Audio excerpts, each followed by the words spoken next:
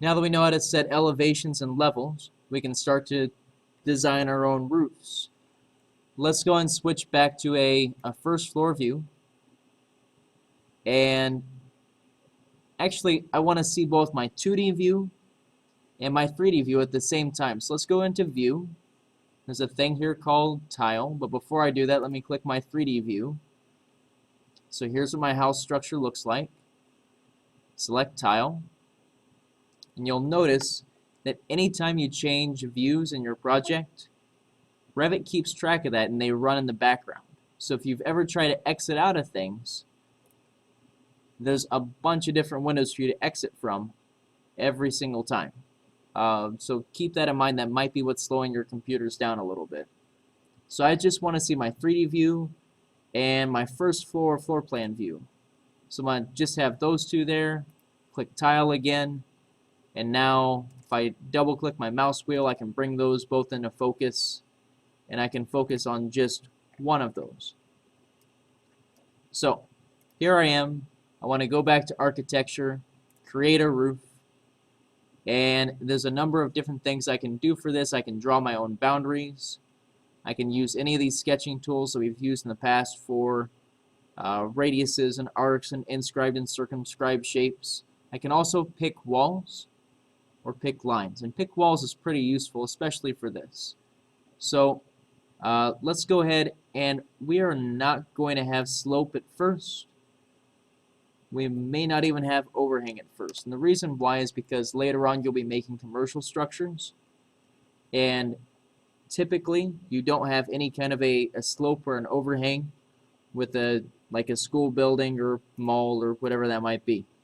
So let's just pick all the walls in our project. Click the check mark. And notice what happened. Because we're on the first floor plan, the roof, instead of going to the roof level, went down to the floor level. Now it's still selected, so I can just come over here to my properties bar, and I can select the base level instead of being in the first floor to be on the roof level. And that puts it up where it belongs. I want to go through some of these common mistakes that a lot of students have so that when you run into this, or if you see other people running into this, you can help yourselves and help others. Let's go and delete this roof for right now. Let's exit out of the first floor plan and instead open up a roof plan. We'll go back to view. We'll tile our windows again. And it didn't do what I hoped it would. Alright, so in this case, I can actually see my first floor plan. Some of you may not be able to. And the reason why is you have this option here for an underlay. For some reason, it defaults to none at times. So you have your roof plan and there's nothing to draw a roof off of. You have to make sure your underlay is actually displaying something underneath it. So we want the underlay to project the first floor, and then I can start to create a roof. Go back to architecture, select roof. This time we are going to have slopes. Let's have a 1 foot overhang. And we're going to just pick the walls again, so that's nice and easy. And it shows you how the roof is being sloped. And I can choose if it's sloping, like which direction that is sloping as well. Sloping in or sloping out.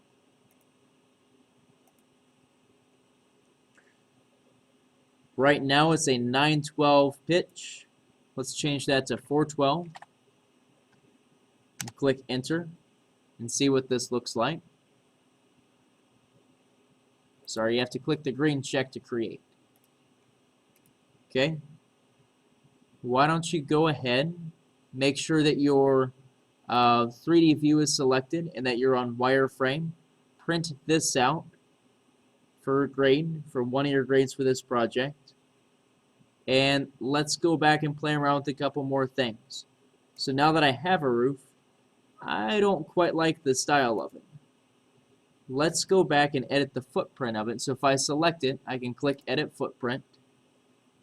And let's say that this front wall, I don't want any kind of slope on. I can uncheck Define Slopes. And this back one, I don't want any kind of slope on. so I can uncheck define slopes there as well. This will give me a gabled roof, where it only has the peaks on the outsides and not on the ends. I can also come in here and change this from a, I have to go back to edit footprint again. I can change all of this from a, see if I can select it all at once.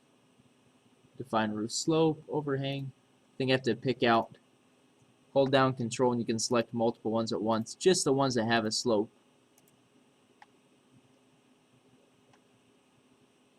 Let's change the slope of this to a 9/12 pitch. Maybe I have to put in 9-inch, 12-inch.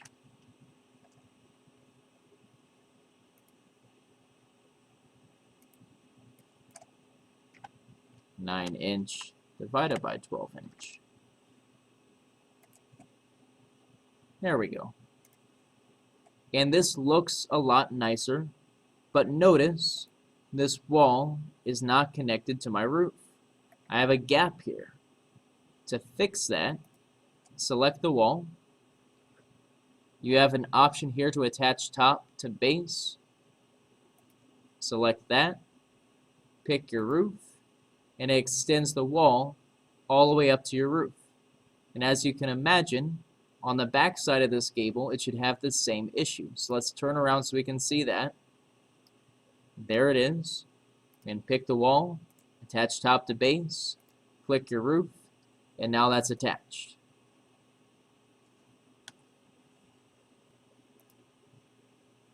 Let's turn this back around so we can see the front door again. Make sure you have your 3D view highlighted. Print this out as a second grade for this video. And let's try one more thing. Let's go back to our elevation view. We'll pick the east side. And let's go to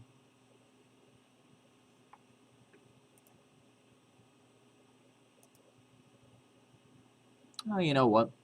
Let's just leave this how it is for now. There's a little bit more advanced tool we can get into later. I think for right now, having your gabled roof and your flat roof and just a general whatever pitch you have that goes all around the outside, that'll be good for now. We will take a quiz over this. Quiz will include questions like how to attach the walls to a roof, how to create a gabled roof, why you would create a flat roof, and that's for, of course, your commercial buildings, commercial structures. It's your residential, like houses and apartments, where you have an actual pitch to it. Schools and offices typically do not. And gosh, I think that's about it, guys. I may have a couple more questions on the test, on the quiz, but those will be the big ones. And just like anything else, you can select roofs and change the type here from generic to wood rafter with asphalt, or whatever else you think might be most appropriate.